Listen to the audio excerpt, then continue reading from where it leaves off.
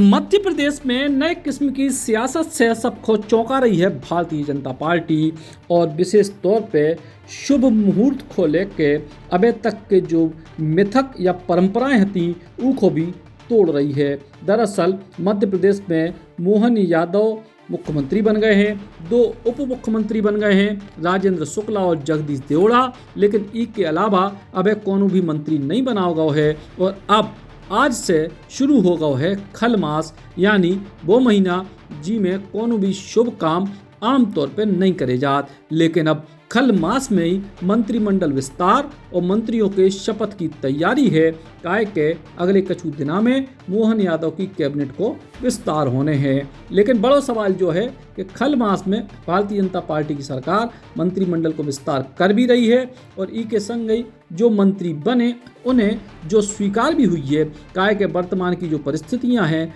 उनमें की को पत्ता कब कट जाए ई को भरोसा नहीं है, सो जो मिल रहा हो सो ले लो। लेकिन भारतीय जनता पार्टी ने सियासत की जा नई लकीर अबे नहीं खींची, बल्कि आज से लगभग 3 महीना पहले की जा पूरी कहानी है, जब कड़वे दिनों में भारतीय जनता पार्टी ने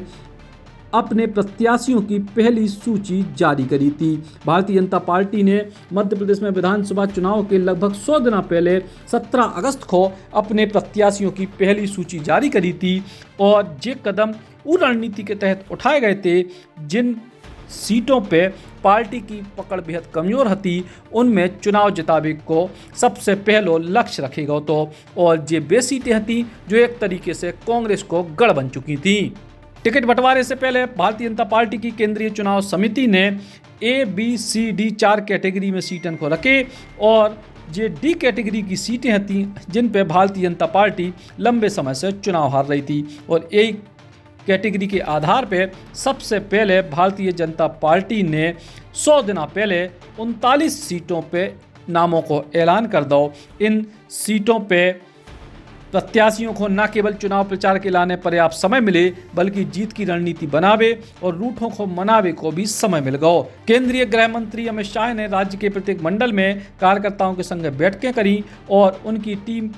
के नेताओं को जीत को स्पष्ट संदेश दो और ई के बाद चुनाव परिणाम आए सो भारतीय जनता पार्टी की पहली 39 लोगों के नाम की सूची में से 26 उम्मीदवार चुनाव जीत गए और इतनी से भारतीय जनता पार्टी की बड़ी जीत को रास्ता साफ होगा। काय के जब ऐसी सीटें जिन पे भाजपा को जीत की उम्मीद कम थी उन सीटों पे रणनीति सफल हो गई तो फिर बड़ी जीत तो मिल नहीं थी। कुल मिला के कड़वे दिनों में 39 सीटों पे जो प्रत्याशी घोषित हुए थे उनमें से 26 सीटों पे चुनाव में जीत मिली और भाजपा ने जो बड़ो मिथक तोड़े कि कड़वे दिनों में कोनो शुभ काम नहीं करे जात। तो एक तरफ भारतीय जनता पार्टी कड़वे दिनों में प्रत्याशी उतार रही थी तो कांग्रेस पार्टी कड़वे दिनों को ख़त्म होने को इंतज़ार कर रही थी और लगभग 1 महीना लेट हो गई सूची जारी करने में। और नवरात्रि की नवमी को 9:09 पे 144 प्रत्याशियों की सूची जारी करी। 144 को आंकड़ा भी ई से कहा कि 1, 4 और 4 मिला के 9 हो गए, लेकिन उन 144 लोगों में से ज़्यादातर लोग चुनाव के परिणाम आवे पे हार को मुंह देखत दिखाई दे और इतनी से एक बड़ा संदेश भारतीय राजनीति में भाव कि चुनाव केवल भाग्य या ज्योतिषीय गणनाओं के हिसाब से नहीं, बल्कि राजनीति की जमावट के हिसाब से जीते जाते हैं और भाजपा ने बात को साबित कर दो। मंत्रिमंडल के विस्तार में भी एक बार फिर से यही तरीके की तैयारी है। Shri Krishna university Chhatarpur, the hitech university in central India, Bundelkhand के लिए गौरव की बात है कि अब छतरपुर में हम आपको देंगे विश्व स्तरीय एजुकेशन सिस्टम और वर्ल्ड क्लास इंफ्रास्ट्रक्चर। कोरोना जैसी महामारी के दौर में अब महानगरों की भीड़ भाड़